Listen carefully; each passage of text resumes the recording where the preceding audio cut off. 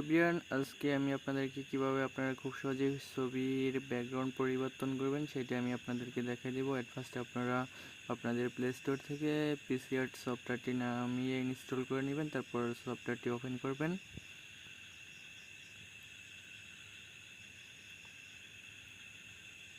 তারপর আপনারা এখান থেকে নেক্সটে ক্লিক করে দেবেন।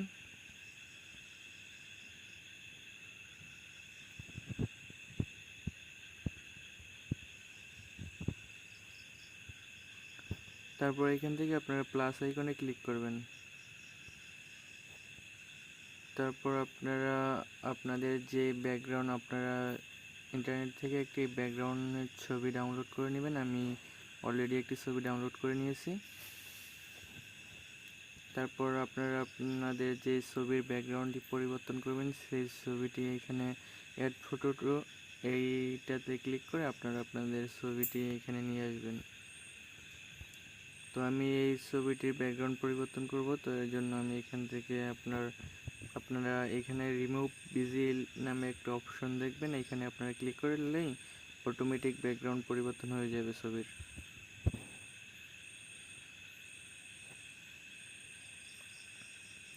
তো দেখুন আমি এক ক্লিকেই মাত্র ছবিটির ব্যাকগ্রাউন্ড পরিবর্তন করে ফেলেছি। তো আপনারা যারা ব্যাকগ্রাউন্ড পরিবর্তন করতে ইচ্ছুক অটোমেটিক আপনারা এই সিস্টেমে খুব সহজেই ব্যাকগ্রাউন্ড রিমুভ করতে পারবেন। তারপরে এখান থেকে আমি ছবিটি ক্রপ করে নেব।